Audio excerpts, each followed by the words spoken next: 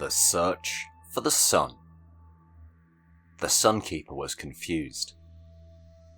Not only had he just lost the one thing he was responsible for, but he was starting to question his own existence. Can he really exist if the only thing he's there for becomes obsolete? Or is the mere fact that it existed once enough to quantify himself? If so, what then?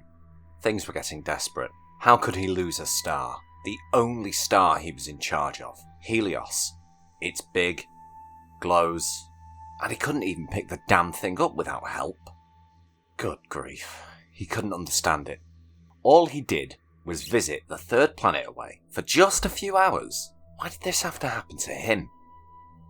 Maybe it had moved. Maybe it had drifted away a little. Planet 9, for instance. He checked. Nothing. Then again, without the sun, he couldn't see anything. What would the court of celestial beings say about this? Supreme Chancellor Groel would probably take away his sun-keeping license. He'd be cast away to the darkest depths of existence and forced to live on Earth as a fortnight streamer.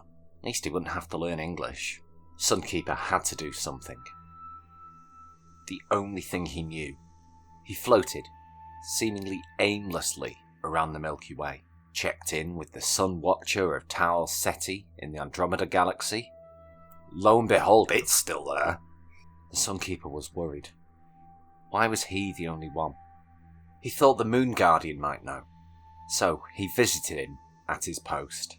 It was unusual for this to happen, as the Moon Guardian usually hid underneath the surface of the moon and could not be seen.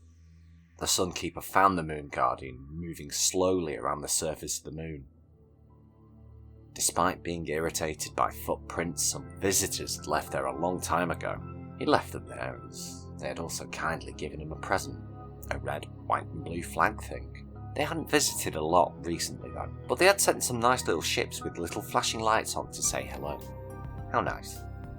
The Sunkeeper approached him and asked him if he had seen the sun. He told him that indeed he had, but could not remember where he saw it. However, between them, they formulated a plan to discover where it was. The Sunkeeper was to visit a little planet casually known as Earth, and to spend half of what was known there as a day, and to return to the moon, and the sun would have reappeared. Sunkeeper was apprehensive, but agreed. Planet Earth was an expansive, writhing thing. Wild, white, rolling clouds prevented its population from seeing much of anything, while a thick, green layer meant that seeing even beyond that was impossible. The inhabitants were polite enough, constantly inviting each other to have a nice day, or asking, "Hi, how are you?" The Sunkeeper often wondered why they behaved like this, and why a lot of them spent so much time talking on black little rectangles, seemingly stuck to the side of their heads. He asked someone where he was.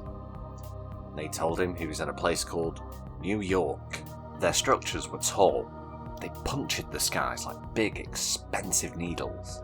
The Sunkeeper was now more fraught than ever. With the sun not there was no sunlight. Instead, he could see the abode of his friend, the Moon Guardian. It was almost as if he was laughing at him. But he wouldn't do that, he's his friend, surely. The Sunkeeper journeyed through New York for hours, and then he remembered he had to go back to the moon. He left the planet and visited the Moon Guardian, who proceeded to ask him about his journey. The Sunkeeper had to lie to protect the fact that he had just walked around and spoke to one person. He regaled him with stories of wild rolling hills, the times he spent doing extreme sports and doing good for the planet. The Moon Guardian pointed out that this was not possible in the time that he'd spent there. Sunkeeper caved and revealed that he'd just walked around New York for half a day. While the Moon Guardian was impressed at the Sunkeeper's attempt to liven up the tale of his visit, he didn't think he had used his time wisely. Then, a great light shone between them, piercing the space as if it was a piece of paper with a nail fired through it. They turned to find the source. They marvelled in its brilliance. The Moon Guardian put on a pair of dark glasses. He'd never needed them before and was not sure why he owned a pair, but he was glad now. It was a happy time for the Sun Guardian too. Had he found the sun? Had it reappeared? He had to check. He went round the back to see if it had the right serial and 24-hour emergency call-out number. He saw it still had that amusing sticker which read, "My other stars are supernova." He was overjoyed. He'd found it. He turned to the Moon Guardian, who just looked at him with a look that suggested, "Told you so."